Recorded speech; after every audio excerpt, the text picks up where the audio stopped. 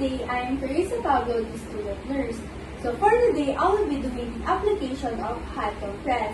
The moist hot application is used to relieve muscle pain, stiffness and spasms, reduce chronic pain, promote drainage of localized infections, and improve circulation and healing. Moist heat increases blood flow, relaxes muscles, relieves pain, and promotes healing. The contraindications are you do not use moist hot application. For clients with active bleeding, the acute injuries, impaired circulation or sensation, or those unable to report discomfort. Heat may increase bleeding, swelling, or tissue damage.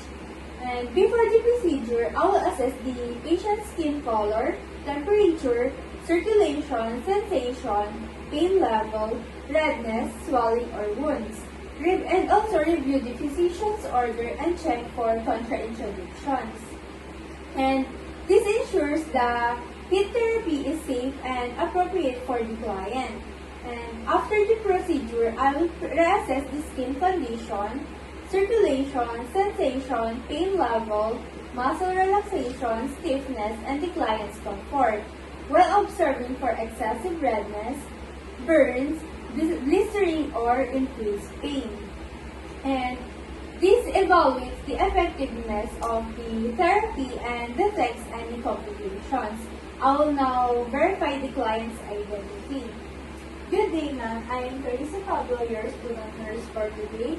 Can you state your full name po? Ashley Reyes of Florida, Your birthday, November 11, 2007, and your age? 18 years old. Okay, ma'am. I will verify your identity by checking your ID card. May I see po?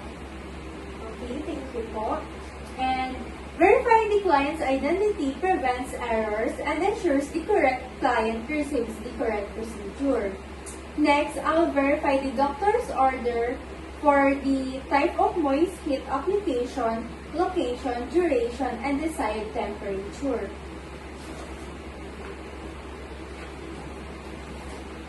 And verifying the doctor's order ensures the correct treatment is given.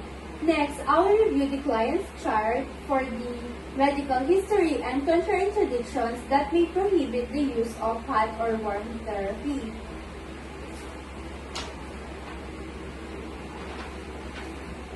Reviewing the chart identifies contraindications that may prohibit the use of hot and warm therapy.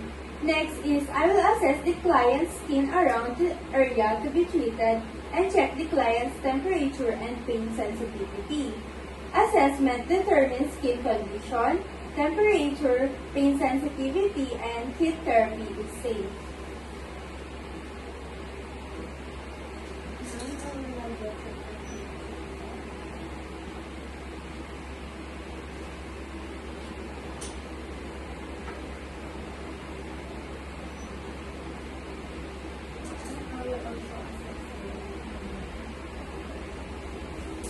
And next is, if there's wound, I will inspect the size, color, odor, tenderness, and drainage.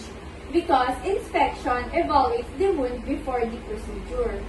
Next is, I will assess the client and family's awareness, understanding of the procedure, and related safety factors.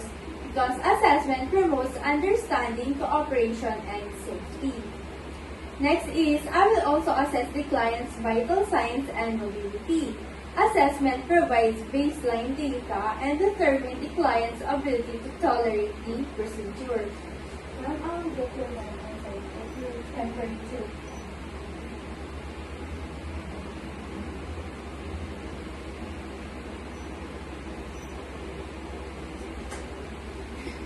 And next is, I will identify the expected outcome of the moist heat application, because identifying expected outcome helps evaluate the effectiveness of the therapy. I will assemble and prepare all the equipment and supplies needed, because preparing equipment saves time and keeps the procedure organized. The materials are the clean gloves, the vital signs paraphernalia, and also the alcohol and the hot compress and the butter. Next is, I will explain the procedure to the patient. Good day, ma'am. I am going to apply a moist heat compress to the affected area as ordered by your physician po. This treatment helps improve blood circulation, reduce pain, and promote healing. And the procedure will take only few minutes po. If you feel too much discomfort during the procedure, please tell me immediately. May I proceed po? Okay, thank you, ma'am. Because explanation promotes understanding, reduces anxiety, and gains cooperation.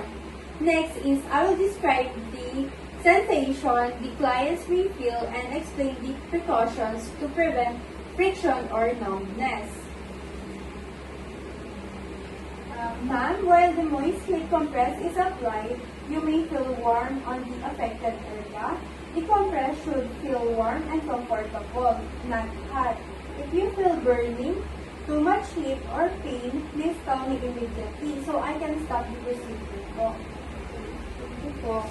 Because explaining sensations and precautions help prevent burning. Next is I will provide privacy throughout the procedure because privacy maintains the client's dignity and comfort. And I will now position the client comfortably and keep the affected body part in a proper alignment, expose only the body part to be treated, and drape the client as needed.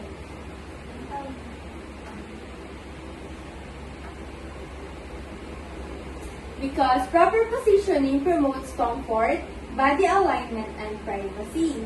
Next is I will perform hand hygiene and put on clean gloves to prevent the spread of microorganisms.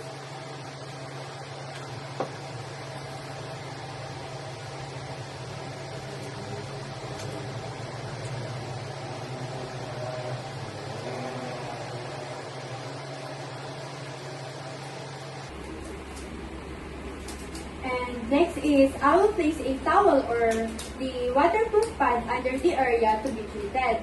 This protects the bed linens from moisture.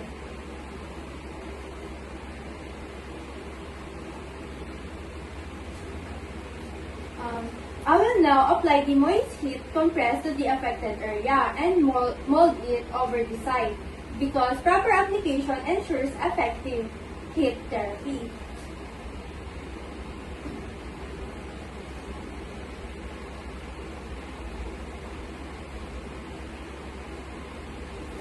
Next is, if any untoward incident or problem occurs, I will stop the application immediately. And because stopping procedure prevents the further injury or complications. Next is, I will inspect the body part or wound condition for evidence of the effectiveness of the therapy and sensitivity to touch.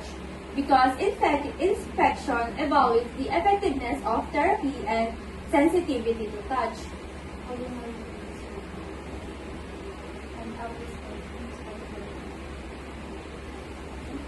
And I will ask the patient to describe the level of comfort and any burning sensation after the treatment. And ma'am, did you feel any burning sensation during and after the treatment? Do you feel comfortable? Okay, thank you, ma'am.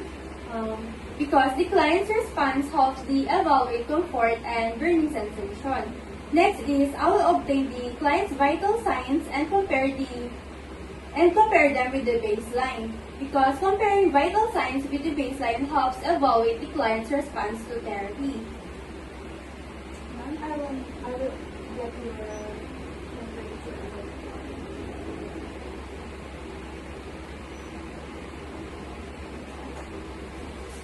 And next is I will identify any unexpected outcomes because identifying unexpected outcomes allows prompt intervention. And before I document and report, I will remove my gloves and perform hand hygiene.